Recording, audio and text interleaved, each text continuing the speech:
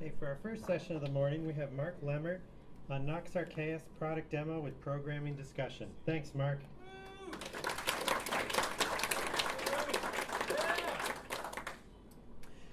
Well, thank you everyone for attending the Nox Archaist session. I'm Mark Lemmert, as you probably know by now. I'm the co-founder of 6502 Workshop. We started out as a team of 2 and have now grown to a team of 8 people. And we've been working away on Nox Archaist for the last year and a half. New RPG for the Apple II in development, sword and sorcery themed. While standing on the shoulders of giants, we're having a lot of fun exploring what might have happened if commercial development on RPGs had continued past the end of the 1980s. Like if the PC revolution and Mac revolution had just been delayed like 5 years or so, what would the developers have continued to do? That's what we've been trying to explore. In full disclosure, I'm not a professional programmer. My day job is actually in finance and business management, and I have not touched an Apple II since the 80s until about 2 years ago. My specialty on the Apple II is tile game engines, and you all probably know a lot more than I do about many aspects of the platform in general. But I'm going to do my best to fake it for the next hour. So, today we're going to do a gameplay demo, go over some of the technicals, do some Q&A, and there's also an announcement at the end. So we can go ahead and get started and head over to the Apple II here for a gameplay demo.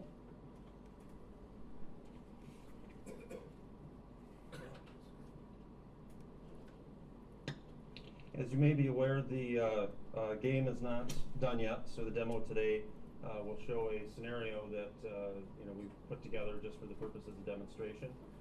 Most aspects of the gameplay are functional at this point, though notably there's only a few sound effects that are enabled, but there will be many more coming.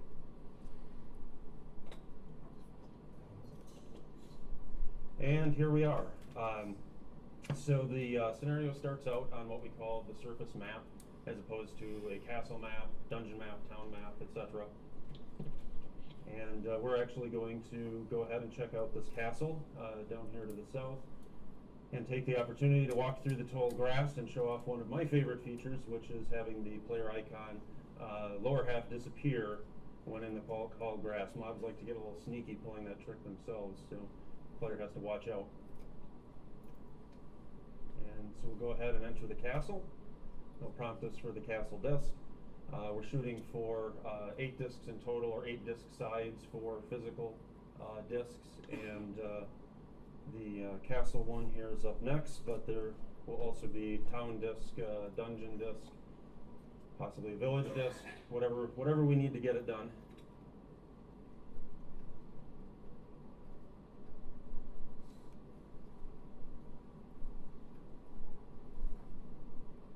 All right, we are here at the entrance to the castle.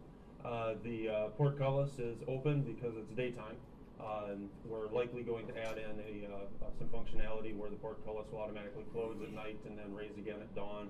There'll probably be a lever hidden somewhere where the player can raise and lower it, or NPCs could, a variety of possible scenarios there. So we'll head in. The castle setup is essentially a courtyard surrounded by castle walls, with a keep attached to it where the king's throne room is and nobles' quarters reside. We've got some NPCs that are milling about the courtyard, going about their business as would be typical. This particular castle boasts a lamppost repair person. Looks like he's having some trouble there. Not sure what's going on, but I'm sure he'll get it figured out.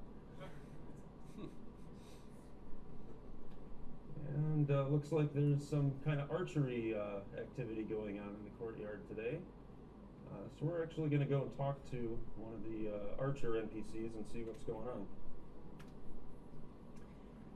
So conversation in Nox Archaist, similar to other Apple II RPGs, takes place in a dialog box. The player types in keywords to the NPC. The NPC will respond with a text block of conversation, And there are a couple of keywords that all NPCs will respond to, such as name, or also job, trade, or work. Job, trade, and work are set up as kind of synonyms, whatever the player may prefer to use. But we'll go ahead and ask this NPC about his name. And so he tells us a little bit about that. We'll go ahead and ask about trade, one of the standard keywords. And so he tells us a little bit about that, includes a little tidbits that he's practicing for an archery contest. So to continue the conversation, the player will look for keywords in the NPC's response text to see what the NPC might elaborate on more. Nouns are a pretty safe bet. So we'll type in contest. And he tells us a little bit more information about that. And essentially there's a contest this afternoon. King will be in attendance, so if we were actually playing the game, this would of course be a very obvious clue that perhaps if we came back to the courtyard later on in the day, there might be some other interesting NPCs to talk to. Another feature that we've added into NPC conversation is voice mode, which is designated there down the lower right hand corner. It's set to normal. Voice mode can be toggled with the tab key to yelling, whispering, back to normal. There's 3 modes. And NPCs might respond differently based on what tone of voice you talk to them in. So for example, we had asked him about contests before, and he gave us a relatively polite answer. So let's try yelling contest at him. What's going on in that contest? See what he says. Why are you yelling? The whole castle can hear you. So they detect that.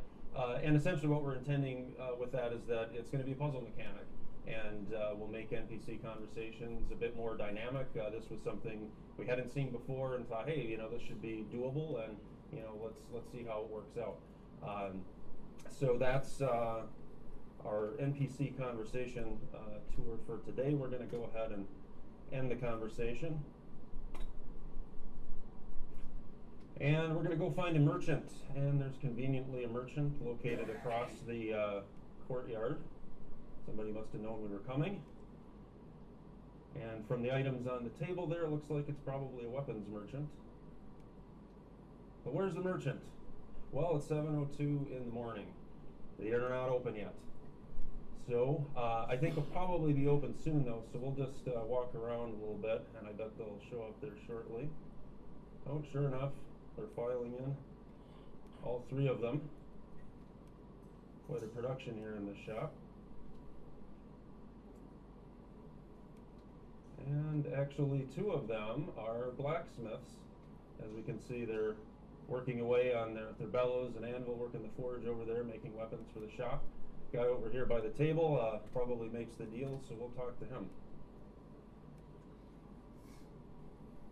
And we have a pretty standard RPG merchant introduction here. The key decision for the player is buy or sell. That is the question. So for today, we're going to buy. Merchant gives us a list of the items that he has for sale. In the final game, it will show the prices. For today, everything's free. So we're going to buy the scimitar, and text shows that it was successful.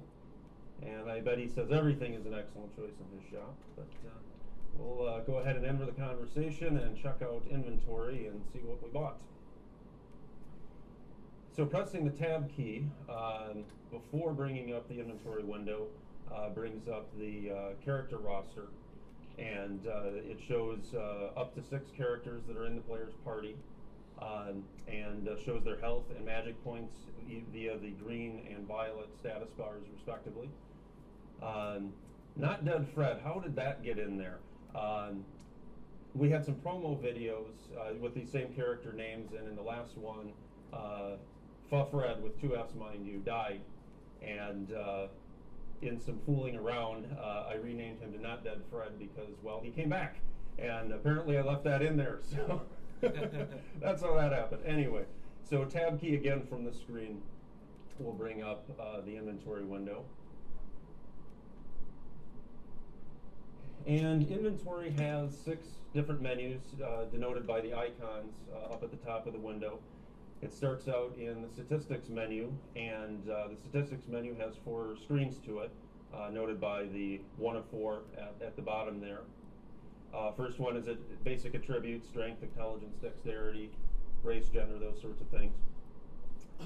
We can use the left and right arrow keys to scroll the screens and see things like readied equipment, combat statistics, skills, and it's showing it for the active player, which is noted in the character roster by the inverse menu selector, and that can be changed using the up and down arrow keys. So for example, we'll toggle that to character 6, and the stats screen refreshes and shows the stats for whoever that active player is at the time. So we'll go ahead and check out another menu. The menus can be accessed via hotkeys 1 through 6, with 1 on the left, 6 on the right, or also by the tab key. And tab will just advance 1 menu over to the right. So we'll go ahead and do that. Check out the weapons menu. And this is just going to filter the inventory by weapons for ease of player visual digestion. And we can see the scimitar that we bought along with some other stuff. Asterisk designates a readied weapon. Player can ready weapons in either hand or use 2-handed weapons. It's totally optional. And the staff is a 1-handed weapon, so we'll try to put the scimitar in the other hand. Enter key is the key to ready or unready. The game figures out what you're trying to do and manages the weapons between the hands. That's the only key you'll ever need for readying and unreadying is the enter key. So we'll go ahead and do that. And oops, it says strength too low to wield. And so what's happening there is the game engine has the capability for 3 different gates in game design parlance on items. Strength, intelligence, and dexterity can all or one of the 3, any combination of the 3, have a minimum requirement for a character to use that particular item. So the scimitar has a strength requirement, just to pick the thing up. Well, we tried to ready it with Magazinder. Magazinder is a magic user, does not have a very high strength, so that's not allowed. Now, on the other hand, if we go back to Not Dead Fred, who's more of a fighter warrior type, we'll go ahead and press enter again, and we get the nice confirmation there in the lower right hand corner saying item was readied, as well as the asterisk in the left side window. We can unready it again with another press of the enter key, or now we have 2 weapons readied, scimitar and longsword. Whoops.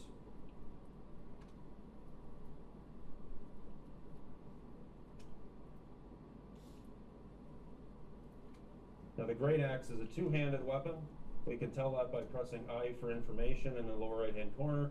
Gives us some more info. Base damage, for example. Total damage is also adjusted by modifiers such as strength and skills and some other things. Well, it says it's a 2-handed weapon, so we've got a scimitar and longsword in each hand. Now we're going to pick up the great axe, a 2-handed weapon, and it automatically unreadies the 2 single-handed weapons and readies the 2-handed weapon for us. The other menus are fairly similar for the most part. Next one over here is armor. Same concept, it's just filtering by armor. Next one with the key icon, it's miscellaneous items. Same concept. And then the menu with the potion is spells. So these are spell books. Spells in Nox Archaist will require the possession of a spell book to cast, as well as magic points, potentially some other things.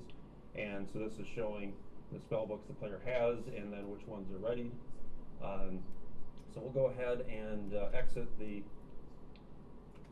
inventory window. And we're actually going to head out of the castle now and go check out a dungeon. But we're going to take the scenic route out. We're going to go up on the castle walls, on the battlements. We've got some cool graphics up there to check out. Each level of the castle has its own map, hence the disk load, as well as potentially shape table data. We're probably going to be able to get those disk access times sped up. This is where we're at for now. So now we're overlooking the courtyard that we were just in from the battlements on the castle walls. This is a tower in the corner of the castle walls. We got some windows there we can look out. And we can see in the orangish area there, that's our representation of the roof of the weapons shop that we were just in a few moments ago talking to the merchant. The ladder here will take us up to level 3 of the castle, which will, in this particular spot, be the top of this castle tower.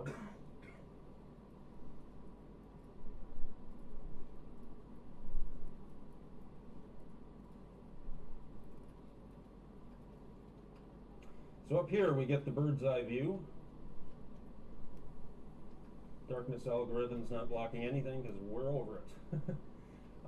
The cannons will eventually fire with some animation. But for now we're going to go and go back down on the castle walls.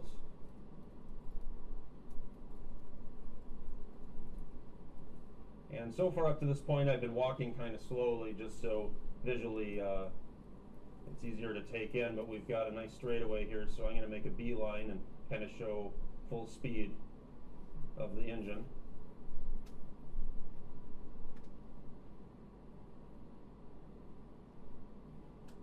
And the stairs will take us back down to the castle entrance.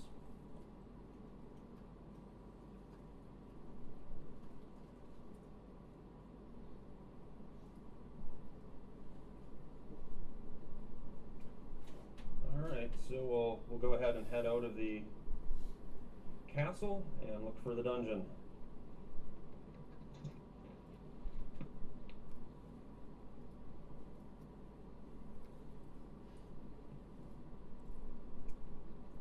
Alright, dungeon is somewhere to the south of here.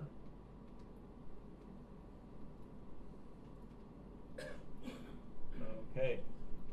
So what we have here to the left, to the purplish icon there, is a cave. We basically intend to have several different dungeon styles in Nox Archaist, and the cave would be a subterranean style dungeon, whereas the ruined castle to the south of the player there would be a completely different style. Bill Gigi, one of our graphics artists, is working on taking the tile set from the castle we were just in and, well, ruining it. He snapped the chains on the drawbridge, punched some holes in the walls, and he's just generally making a mess out of the place. So that'll be just a whole different style of dungeon for the player to tromp around in. For today, we're going to check out the subterranean style dungeon. Cue dungeon disc. Right now the disc prompts are fairly generic. It expects me to know which one to put in, but that will get changed to be more verbose in the final game. And believe it or not, I have put the wrong disc in a few times myself, but hopefully that won't happen today.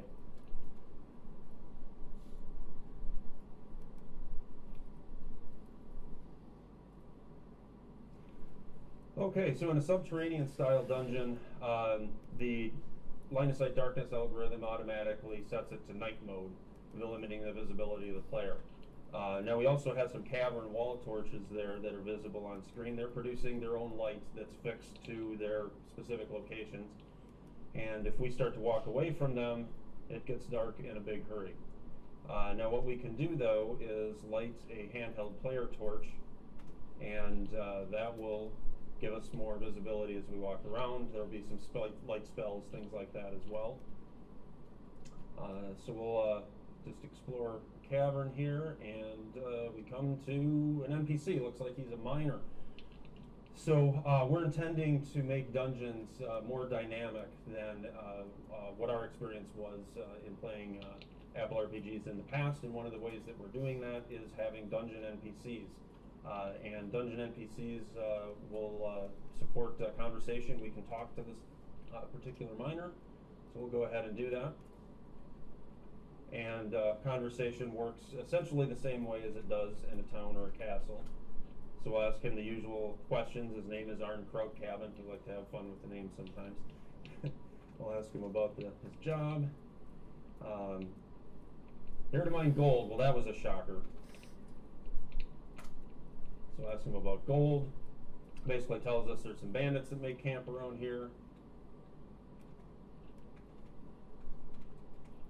ask him about bandits, and he basically says they sometimes store their loot around here, but don't mess with them. They travel with battle mages, and they're tough. So obviously, this is a very rudimentary, clue to the player as to where they might find some battle and some treasure.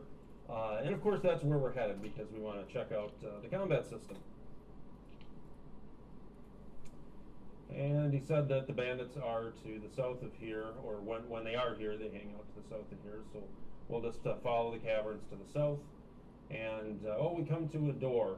And doors can be magically locked, simply locked, or unlocked. And that's all designated by the graphic rendering, and in particular the door handle. The door handle is larger for a locked door than an unlocked door.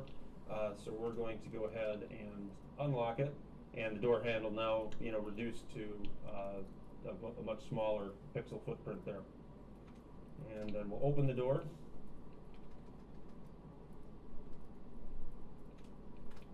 And open yet another door. And okay, so here's the bandit, or one of them. We'll go ahead and check out combat. The combat battle screens will be varied depending on the terrain the player is standing on when combat occurs. We're standing on a cavern floor, hence we get the purple cavern floor tile. They'll also be a little bit more illustrative with not all the same tile. This is just kind of what we've got for now. There will be more. So we'll go ahead and start walking our characters up to the battle. This player, or this character, has a ranged weapon. Target selection in Nox Archaist is done with a animated target selector icon. It starts on the closest target to the player on the first turn, and then subsequent turns it will automatically start on the target that was last attacked by the player. Really trying to speed up combat here to keep it from being an annoyance after the game has been played for a while. The target is able to be toggled simply with the arrow key, including to the players if you want to have a party brawl. And we'll go ahead and attack the wizard. They're dangerous, or the battle mage, I think I was calling him. And well, we missed. Of course, happens. So we'll just keep advancing here. So with our spellcaster, we're going to cast a spell.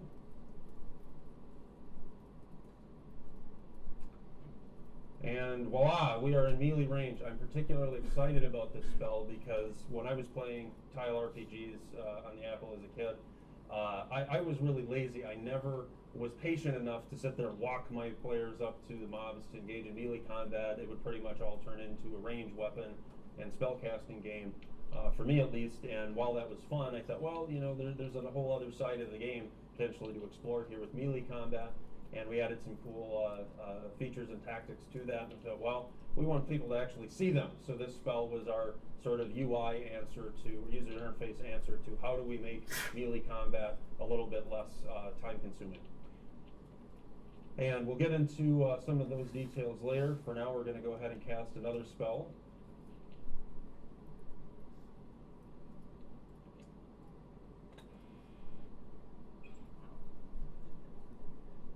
That was our lightning bolt. That was a concept that was described in great detail in the June issue of Juice GS. We walked through step by step the mechanics of how to have that off-tile grid animation in a tile game, despite the fact that there is a non-black background, and as mentioned in Quinn's presentation, it's generally not a good idea, and the only reason this happened is I didn't know any better. And I plowed in, and by the time I figured out that problem, it was almost all done, and then the artist came in to save the day to make it so that when the high bit of the graphics background gets clobbered by the high bit of the moving animated shape, that just simply the art is done in a way so that it looks, like it's intentional, like there's a little magical flourish, which works great, especially with magical spells to begin with. So that was the evolution on that. So now we're in melee range, so we'll do a little melee combat here.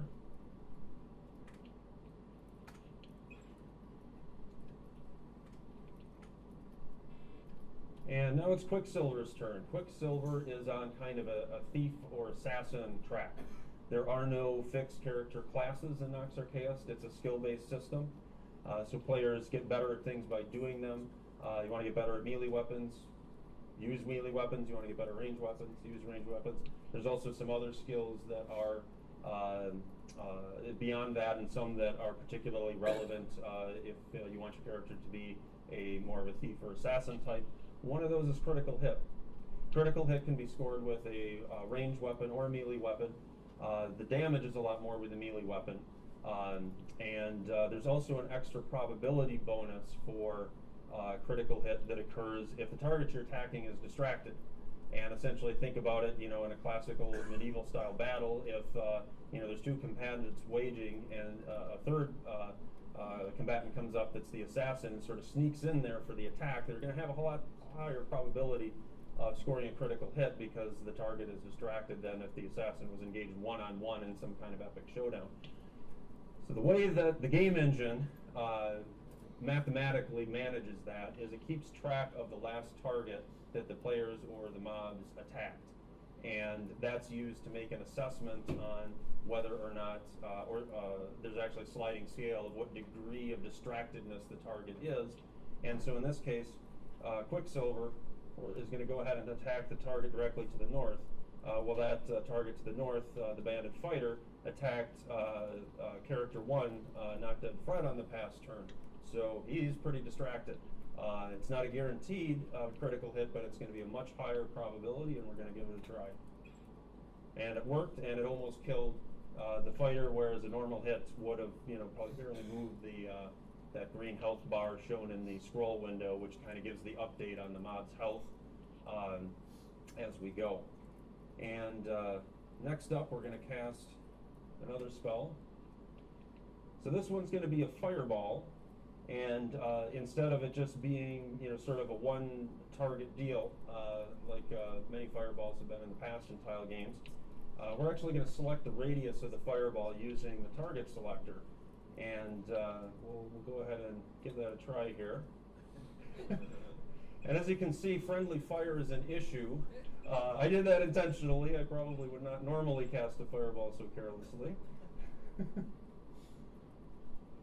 There will be fireball spells also of varying size, which will give the player some decision making and some tools in their decision making on when to use what size of fireball. There will be trade-offs: bigger fireball, more targets, more chance of hitting your own players.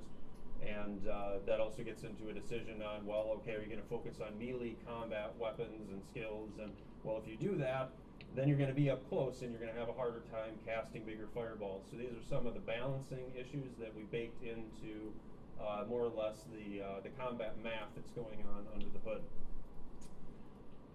So we're going to go ahead and cast another spell here.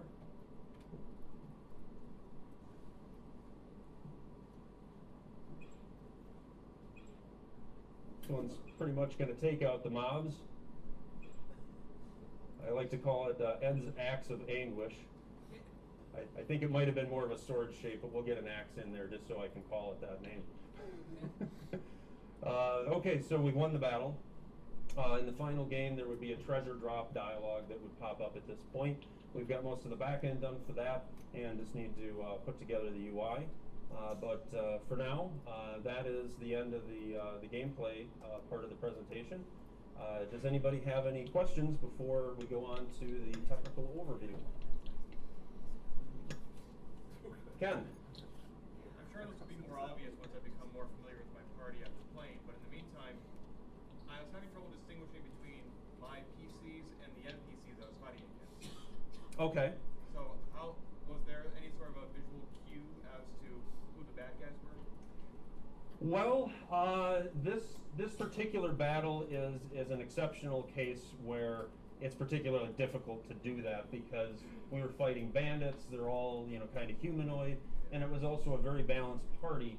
The mobs, they had fighters, archers, and spellcasters just like the player did. In fact, the spellcaster was the same icon. As we get more diverse in the graphics, that's going to help. And other battles might be different, where it might just be a bunch of orcs. It should be pretty obvious then. but we wanted to leave room or make room for scenarios where the mob party could be fairly similar in composition to the player party, in the sense that, hey, here's this hero party that is really well thought out and balanced with essentially in gameplay parlance, tanks, spellcasters, and archers. Hey, why don't mobs do that? We never really, or I never really saw that in Apple II RPGs. It was always, well, here's a bunch of orcs and maybe one or two other things, and that gave the mobs a huge disadvantage. Well, the game will have these scenarios where, well, actually the mobs kind of, have things pretty well thought out too, and it may not have jumped out, but when the mobs cast a spell and shot that big flame column down, they were aiming for the archers and wizards, exactly what the player would do, take out the range attackers first.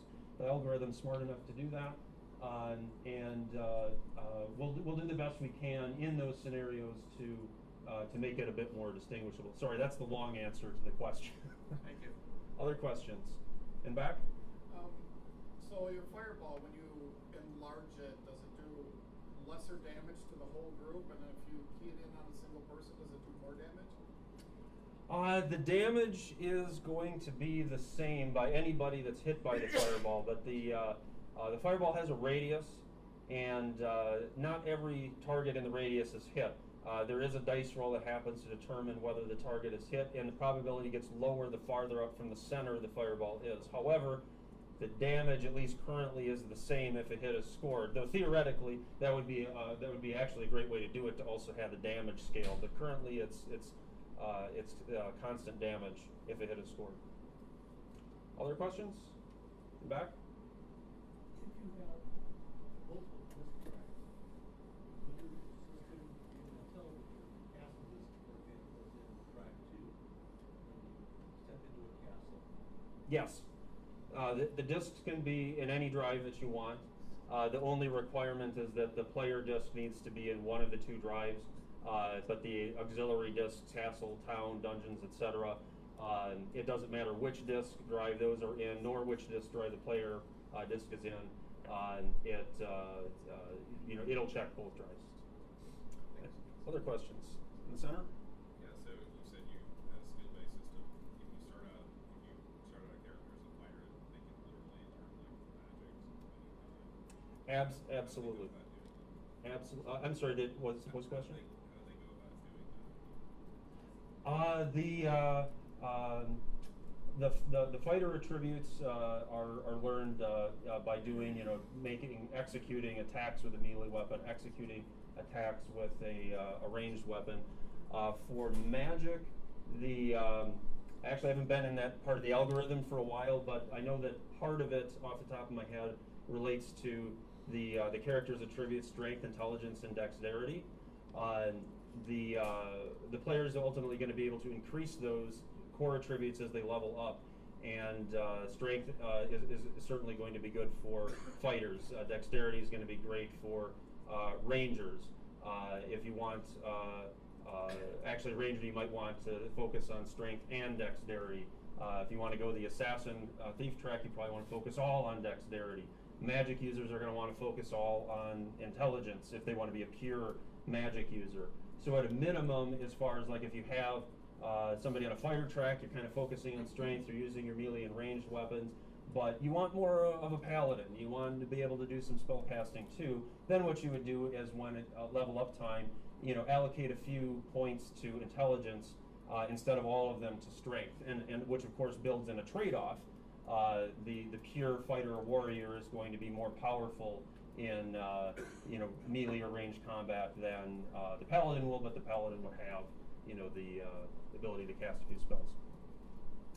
Other questions? Is there a skill component to scoring critical hits, or is it just that distraction? It is both and a third factor. There is a critical hit skill, and there is a dexterity modifier, and then there's additionally a distraction modifier. So those three elements go into the probability of scoring a critical hit, and also the damage that is done by the critical hit. And that really puts the onus on that thief assassin track that In order to focus on those, those things, they really got to give some other stuff up, when they're leveling up, including there is a weight is tracked of on items, not for the purpose of restricting what the player can carry. There really is no inventory limit from that perspective, but when you ready equipment, there's certain requirements to ready an item like strength, dexterity, or intelligence, and then it also tracks the weight that is accumulated as items are readied. So for example, to use the critical hit skill or also the dodge parry skill, which we didn't get into, but that's another one, you simply don't get a dice roll on critical hit or dodge parry if your equipment weight exceeds a certain threshold, which makes the thief assassin have to be wearing light armor, light weapons, and precludes the warrior types or even paladin types from really having much of a chance. They might get a once in a blue moon critical hit, but it's not going to be a regular thing for them. The back? Will it support playing off a hard disk image? Absolutely it will, and I'll get into that and more in the technical overview, but absolutely real or emulated hard disks are supported. And then the other question is, are you planning a physical package release? Yes, we'll talk about that more actually in our announcement today. Thanks for your interest in that. Other questions? The back? It says for Mac and PC, are you wrapping the Apple II code in an emulator, or is it going to be somehow native code for the Mac and PC? That's all through emulator. We're describing it that way just to try to simply make the point for essentially anybody who's not in the Apple II community that might be seeing our stuff that, hey, they can play this on a Mac or PC too. It's really, as we know, not that hard. Fire up an emulator and away you go. But that is the intention, that it be played by emulator on a Mac and PC. But you're not wrapping it in a particular one as a package? Oh, I see what you're saying. No, we're not. We would not be packaging it. We would provide instructions. Here's where you download, say, Appleman, or here's where you download Virtual 2, or things like that will make it as easy for the player as possible, of course. Any other questions? Okay. On to the technical overview.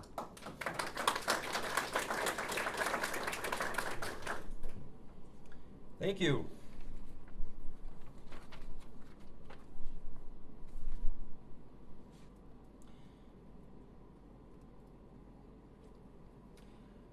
Okay, well, first of all, I would like to take the opportunity to thank the Apple II community, all of you here, all of you watching, all of you active in the forums, and all of you everywhere for all of the feedback, encouragement, and enthusiasm, suggestions.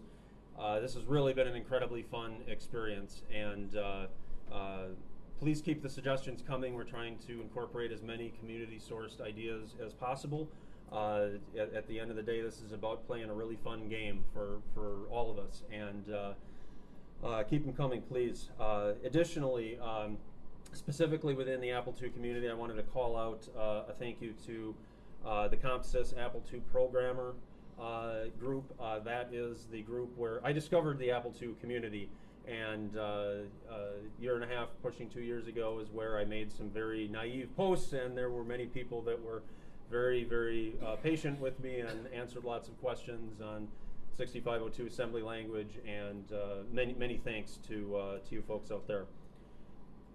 I'd also like to take the opportunity to thank the Nox Archaist project team in getting the game to the point that it is today.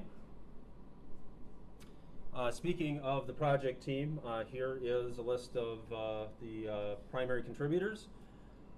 I'm focused on game engine programming and game design, storyline, quests, puzzles, that sort of thing.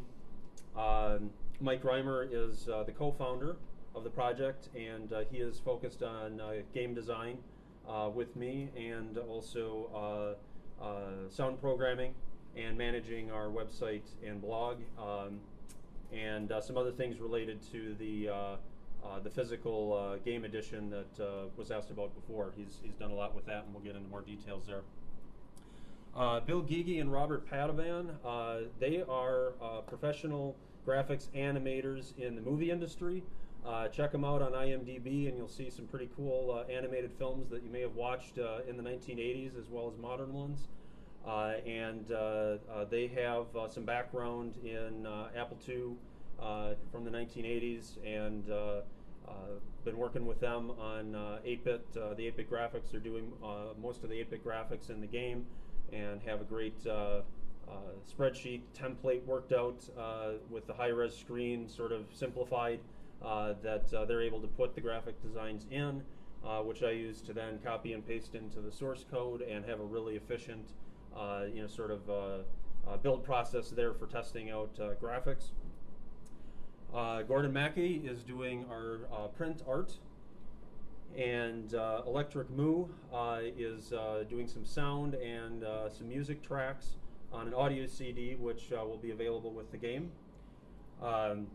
Peter Ferry is doing low-level programming, file I/O, copy protection. Awesome. Let me say that again, copy protection. So I think we're all pretty guaranteed to have a pretty interesting and engaging cracking experience for anybody who is interested in that sort of thing, and a collaborative one between the copy protection artist and the game engine programming, which as I've learned here, in the different sessions, was not the case. A lot of times it was sort of shipped off. Well, this is going to be thought out and integrated and should be fun.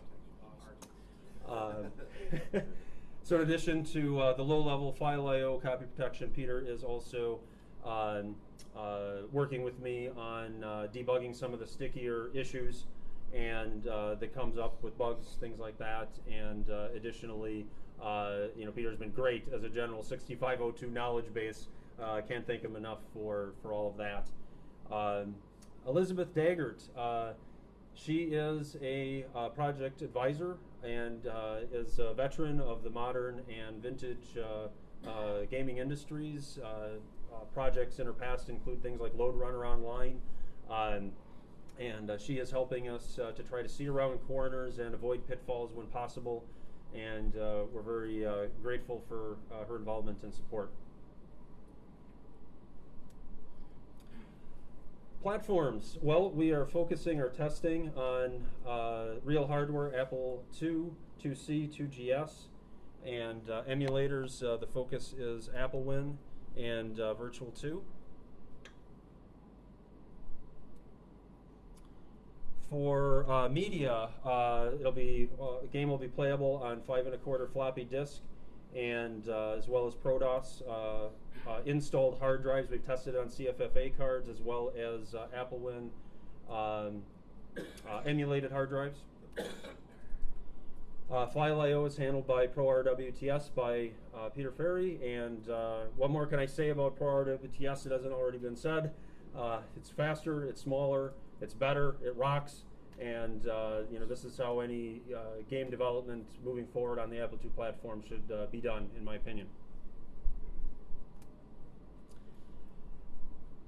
Speaking of memory, we have a little memory map.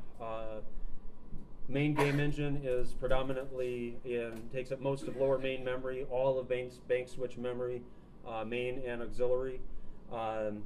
There's no programs being run out of lower auxiliary. We're just basically using that as a RAM disk, really fast access storage. It's where compressed map data is, shape table data.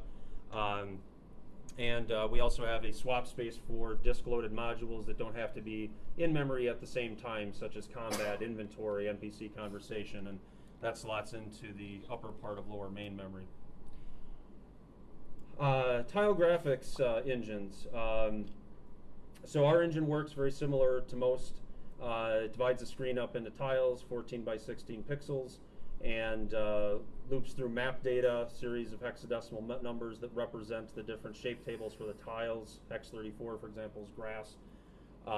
That's how the graphics get on screen. Initially, after that, they're screen scrolled using copies directly to and from video memory. Screen size is 17 by 11 tiles. That's larger than any tile RPG on the Apple II screen that we've seen. We wanted to try something different there instead of the typical Off on the right-hand side of the screen is this fixed information box. We tried to kind of go almost full screen with it, and then have the dialog boxes kind of pop up in a more, a little bit of a modern like feel. Tile sets, we have 256 tiles per tile set.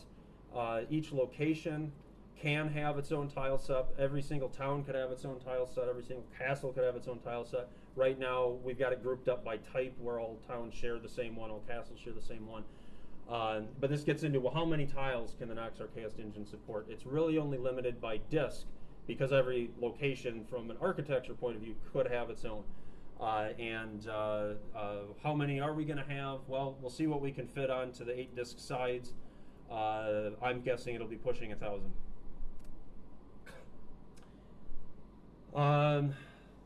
Some miscellaneous information here I threw up that actually I'm going to skip past in the interest of time. I want to make sure we cover some of the key highlights, such as the announcement.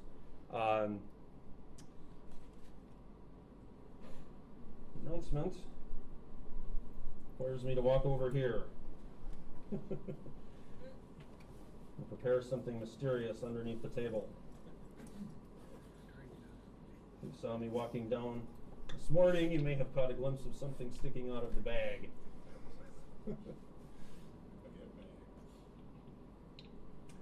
Okay. Did I remember to put it in the bag? Well, I am happy to announce that soon we will be launching a Kickstarter campaign for the purpose of producing a collector's edition of Nox Archaist. Yay. Thank you. And today I have prototypes of some of the items, examples of what will be in the collector's editions available.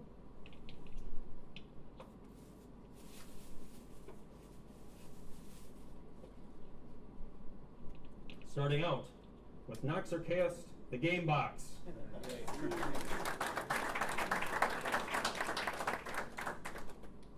Thank you again to Olivier Zardini for some of the tips on production of this sort of thing.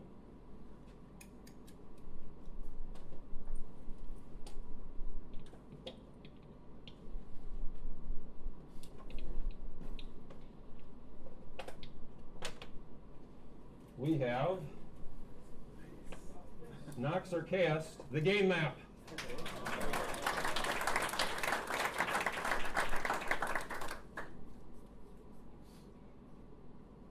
This is actually in canvas material.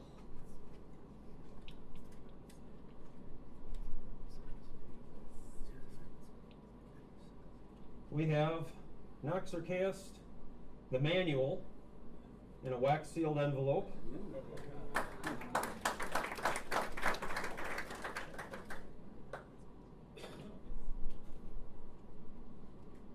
few sample pages. There will of course be many more.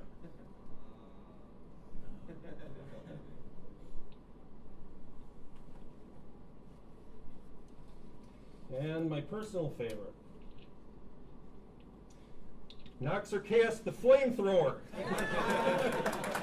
The kids will love this one. Is that a real thing? Well, no, it doesn't really shoot flames, but you can imagine if it did. Is there a flamethrower in the game? Well, Yeah, your wizards. who here has seen Spaceballs? Okay. So you remember the merchandising scene with yogurt inside the temple, and he opens up this room, and there's all this stuff. Spaceballs, the breakfast cereal. Spaceballs, the lunchbox. Spaceballs, the flamethrower. Well, this is our homage to Spaceballs, and one of Mike and I's favorite movies. So the flamethrower actually is not a joke. Well, I mean, it's a joke, but there will be a Kickstarter rewards tier with a flamethrower. We have 2 of these. So there will be a limit of 2 on that rewards tier. Get it while it's hot. Ta-da. What a holy hand grenade. Oh, well, that's a great idea. I think that would have been a good runner-up to this one, if not tied. The construction of that might have been a little bit more challenging. So additionally, there will of course be floppy disks in the collector's edition, and there also will be some trinkets. These are examples of what might be included for trinkets. This is like a piece of chainmail in the shape of our logo.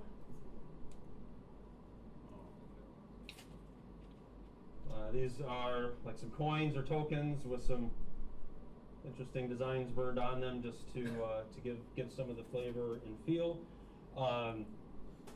As ultimately the collector's edition is designed to provide the complete 8-bit fantasy RPG experience, just like we experienced in the 1980s, and opening the box with all this cool stuff and then play the game with some connections between some of the things in the box and the game. I can't promise the flamethrower, but that's what the collector's edition is intended to be. The game will also be available as a free download for anybody who wants to play it.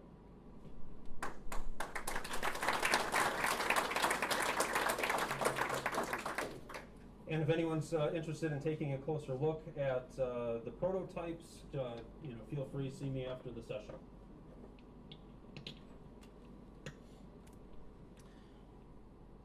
More information. This is our last slide.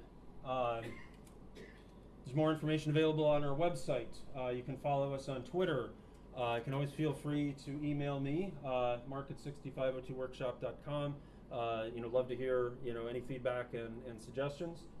And additionally, if you haven't already, you should check out the behind-the-scenes series of Juice.js articles that I wrote last year and this year. There was one in November of last year that talks about the Nox A-star algorithm that controls NPC pathfinding, that gets the merchants from their house to their shop, things like that.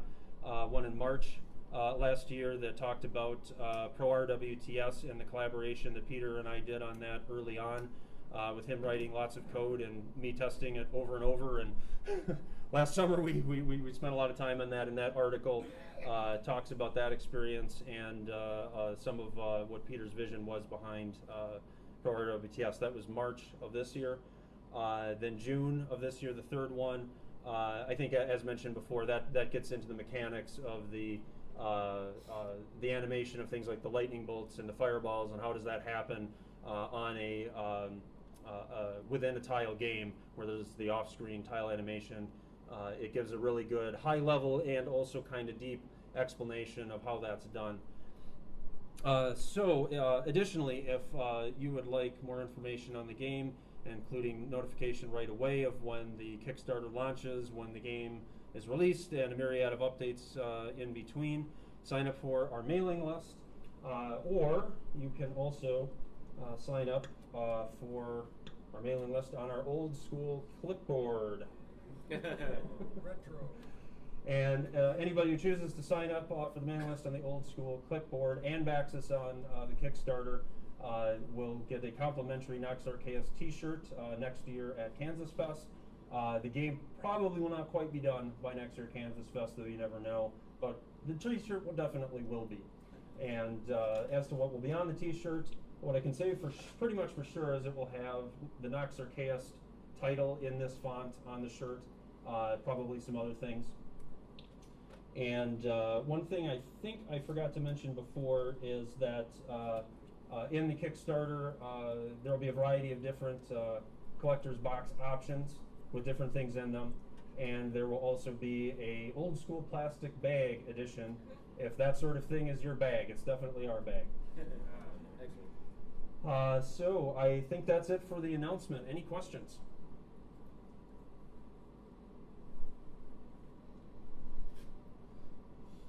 An idea on the final price? Not yet. That's going to be the next focus here after KansasFest and getting